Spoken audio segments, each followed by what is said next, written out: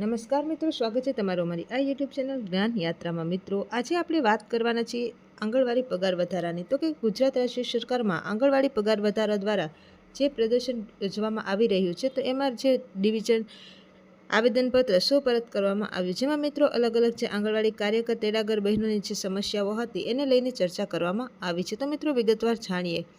સૌ પ્રથમ તો કે રાજ્ય સરકારના આંગણવાડી કાર્યકર બહેનો દ્વારા જે છે તે મિત્રો મુખ્યમંત્રીને આવેદનપત્ર સુપરત કરી અને આંગણવાડી કર્મચારીઓના જે પ્રશ્નો છે તેને વાચા આપવાની કોશિશ કરી હતી। પરંતુ મિત્રો આજે જે સરકારે જે મુખ્ય માંગણીઓ છે એમાં કઈ કઈ માંગણીઓને સરકારે તેની માંગણી પૂરી કરશે એના વિશેની સંપૂર્ણ ચર્ચા આપણે આજના વિડીયોમાં કરવાના છીએ। તો મિત્રો આંગણવાડી કાર્યકરોએ વિવિધ સમસ્યાઓ અંગે પ્રદર્શન કર્યું હતું અને મુખ્યમંત્રીને આવેદન સુપરત કરવામાં આવ્યું હતું। આંગણવાડી કાર્યકરોએ તેમની વિવિધ સમસ્યાઓ અંગે સૂત્રોચ્ચાર કરી પ્રદર્શન કર્યું હતું। હવે વાત કરીએ ઉત્તર પ્રદેશ રાજ્યની, તો કે આંગણવાડી કાર્યકર અને તેડાગર બહેનોને માનદ વેતન ચૂકવવામાં આવે છે।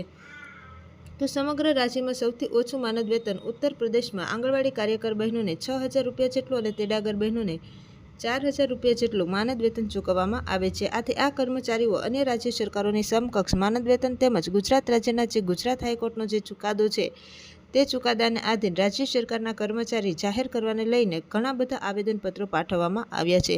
તો તેમની સમસ્યાઓના ઉકેલ અંગે મુખ્યમંત્રીના નામે ડીએમએ એટલે કે કલેક્ટરોને એક આવેદનપત્ર સુપરત પણ કરવામાં આવ્યું હતું।